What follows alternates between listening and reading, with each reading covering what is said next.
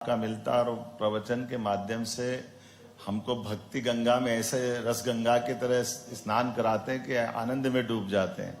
सेनाचार्य परम पूज्य अचलानंद जी महाराज साहब, आपको प्रणाम करता हूं।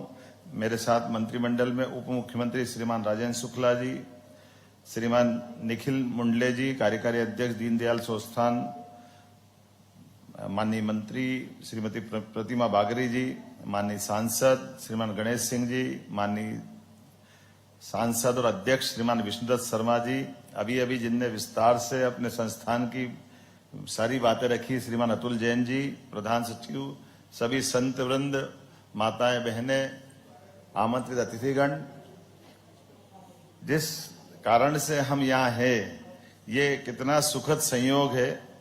मैं अपने आप को धन्य मानता हूँ। नानाजी से मैं न केवल स्वयं भी मिल चुका हूँ, बल्कि मैं उनके ऐसे सारे कामों से विद्यार्थी परिषद के समय से यहाँ आता जाता रहा हूँ और नानाजी के जीवन को पढ़ते हैं तो मैं मान के चलता हूँ कि सच में नानाजी जैसा व्यक्तित्व का होना अपने आप में ये हम सबके लिए सदैव एक अलग से प्रेरणा पुंज के नाते से जाने जाएंगे। नानाजी जब राजनीतिक क्षेत्र में आते हैं तो राजनीतिक क्षेत्र के उस दौर में भी नानाजी की अपने आप में पहचान होती है और अपनी सीमा मर्यादा क्या होती है। नानाजी हमको आपातकाल में ध्यान में आता जब मोरारजी देसाई उनको अपने मंत्रिमंडल में स्थान देते हैं और वो ना बोलते हैं। ये हमें उतना ही आनंद देता है जब हम उनको 1972 में दीनदयाल संस्थान के माध्यम से नानाजी के नवाचार इतने प्रकार के हैं, इतनी तरह से एक कीर्ति की बात करें। मुझे गर्व है कि आज इस पूरे विषय पे बात रखने के लिए यशस्वी माननीय गृह मंत्री जी हमारे बीच पधारे। मैं उनका वाकई सुनना भी चाहूंगा, क्योंकि आप ये माननीय अमित जी का हमने एक रूप प्रशासनिक दक्षता का सरदार पटेल की याद दिलाने वाला देखा। हमारे लिए सौभाग्य की बात है वो अपना ये रूप अपने बीच में है, लेकिन विषयों पे खास करके ऐसे प्राचीन, पुरातन और समकालीन ऐसे विषयों पर आपकी जो रुचि है, विक्रमादित्य हो, दुर्गादास महाराज हो, दुर्गादास जी का, हम तो वीर शिरोमणि उनका बात हो, राजा भोज का काल हो, कोई विषय हो कि माननीय अमित शाह जी का वो रूप वास्तव में जो उनका अध्ययन का स्वभाव है, ऐसे में समझता हूं कि मैं जब बोलना जल्दबाजी हो जाएगी और हम भी सुनने आए। वास्तव माने भाई साहब, मैं भी नानाजी को आपसे सुनने आया हूं। आपका जो विषय प्रस्तुतिकरण का अपने आप का रोचक अंदाज भी है, लेकिन तथ्य और विशाल विषय की गंभीरता भी है। मैं मान के चलता हूं गहराई से बात रखने के लिए मैं एक दो बात जरूर देखूंगा। जो नानाजी के छात्रावास के साथ जो कल्पना की गई कि जिनके अपने संतान नहीं है और वो उन बच्चों के साथ उनकी व्यवस्था में जोड़ते हैं, ये गांव के अंदर स्वावलंबन की कल्पना करते हैं कि गांव में ग्राम शिल्पी की भाव, या ऐसे पिछड़े क्षेत्र में जो डकैतों से घिरा हुआ है, ऐसे में ये सेवा के काम का संकल्प करना। चित्रकूट वास्तव में, वैसे तो भाई साहब मेरी भी ससुराल रीवा है, लेकिन इस क्षेत्र में आने के लिए थोड़ा डर लगता था, लेकिन नानाजी ने संकल्प लेकर के इस पूरे तीर्थ धाम को जीवंत करने का काम किया।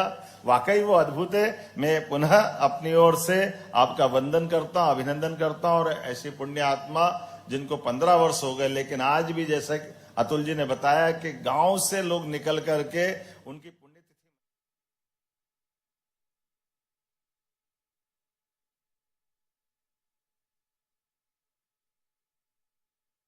एक साथ आयोजित किए गए हैं।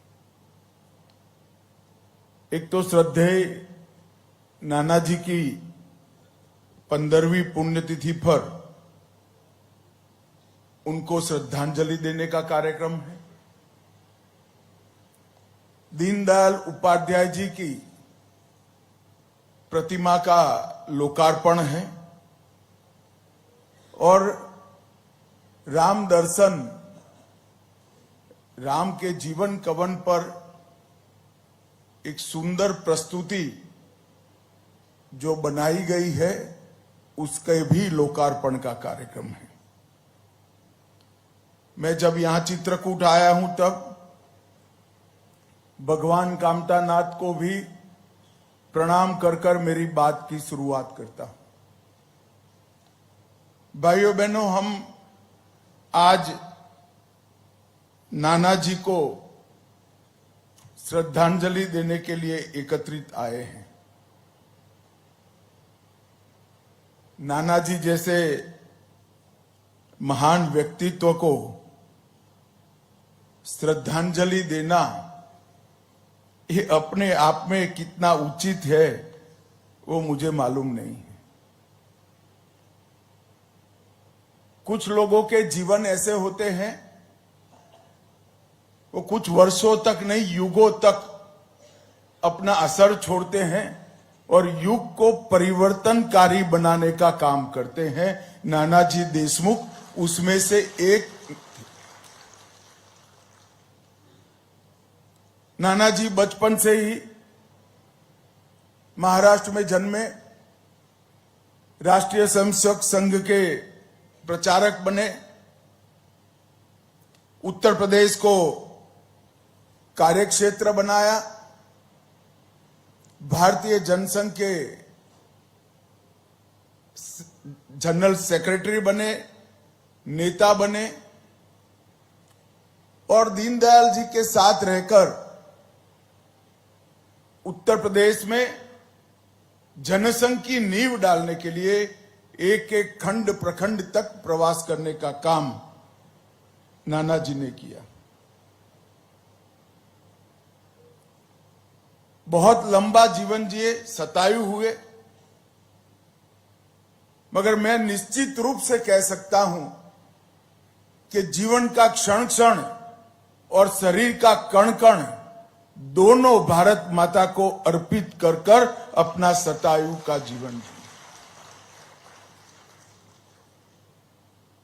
पूरे देश के राजनीतिक इतिहास में देखें तो राजनीति में रहते हुए भी अजात शत्रु दुनिया छोड़कर जाना बड़ा कठिन है।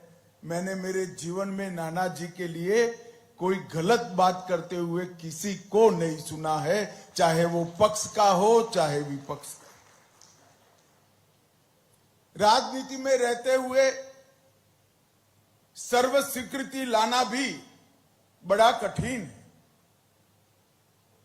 राजनीतिक उद्देश्यों से भी विरोध करना पड़ता है, परंतु इतने लंबे जीवन में किसी ने नानाजी का विरोध करने का साहस नहीं किया, विरोध करना उचित भी नहीं माना। एक प्रकार से कला का क्षेत्र हो, साहित्य का क्षेत्र हो, उद्योग क्षेत्र हो,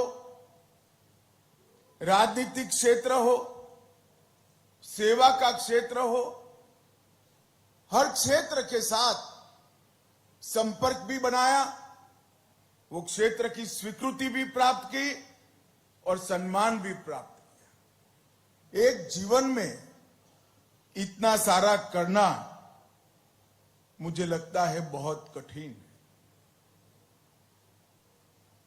और राजनीतिक क्षेत्र में तो विशेषकर जनता कई नेताओं को राजनीति छुड़वाती है। नानाजी ने केवल और केवल 60 की आयु में, जब जनता पार्टी अधिकार में थी, तब निर्णय किया कि 60 साल हो गए, बाकी का जीवन एकात्म मानववाद को जमीन पर उतारने के लिए व्यतीत करेंगे। वो राजनीति में भी जल कमलवत रहे। कोई बुराइयां अपने को छूने नहीं दी और पूरा जीवन बुराइयों को दूर करने के लिए प्रयत्नशील रहे। उन्होंने राजनीति के अंदर अपने व्यवहार से, अपनी कर्मठता से और अपने संस्कार से कई सारे ऐसे सिद्धांत प्रस्तापित किए जो आने वाली एक सदी तक देश के लिए राजनीति करने वाले राजनीतिज्ञों के लिए आदर्श सिद्धांत बनकर रहेंगे, इसका मुझे पूरा विश्वास है। एक ही कालखंड में दो महापुरुष, भारतीय जनसंघ ने देश की राजनीति को दिया। दोनों का जन्म 1916 में हुआ। नानाजी देशमुख और पंडित दीनदयाल उपाध्याय। जब देश आजाद हुआ था, देश की नीतियां बन रही थी, और जो भारत को मानते हैं, भारत को जानते हैं, भारत का सम्मान करते हैं,